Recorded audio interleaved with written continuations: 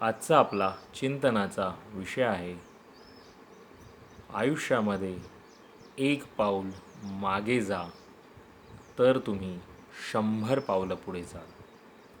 Yes, आज आपल्याला याच्यावर चिंतन करायचं आहे की कधीतरी आयुष्यामध्ये आपल्याला कुठेतरी थोडं मागे जायला लागतं.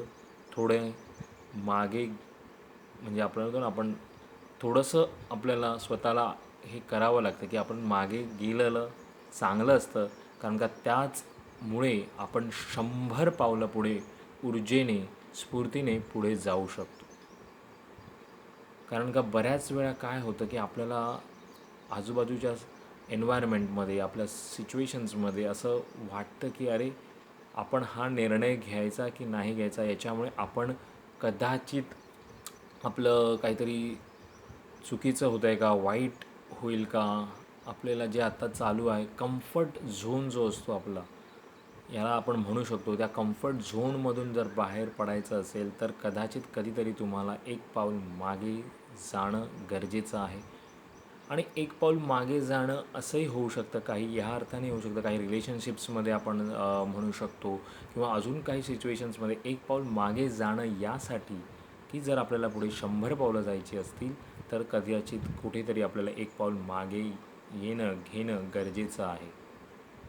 त्यामुळे ह्याच्यावर चिंतन करून बघा. तुमच्या आयुष्यामध्ये असे काही सिच्युएशन्स येत असतील जिथे तुम्हाला असं वाटत असेल की अरे आपण एक पाऊल मागे चाललो आहे किंवा खरंच आपण मागे जातो आहे, आपण पुढे आपल्याला जायचं तर नाही, ते मागे जाणं यासाठी असतं, या गरजेचं असतं की त्यामुळे तुम्ही त्याच्या डबल, त्याच्या चौपट तुम्ही पुढे जाल, असं तुम्हाला पाहायचं आहे. या दृष्टीने तिकडे पाहिजे आणि तर तुम्ही कदाचित एखादा निर्णय घ्यायचा असेल तर तो तुम्ही निर्णय घेऊ शकाल. कारण का बऱ्याचदा काही निर्णय घेताना आपण हा पहिला विचार येतो, आपल्याला नकारात्मकता आपल्याकडे कदाचित आपल्या लहानपणापासून अशी कदाचित भिनवली जाते की त्यामुळे आपण काही वेळा निर्णय घेऊ शकत नाही. आणि आपल्याला कदाचित आपल्याही सर्कमस्टन्स असं वाटतं की अरे आपण मागे चाललो आहे, आपल्याला तर पुढे जायचं, पण ते मागे जाणं नसतं. मागे जाणं गरजेचं होतं कारण का तुम्हाला पुढे अजून 100 पावलं जायचं आहे.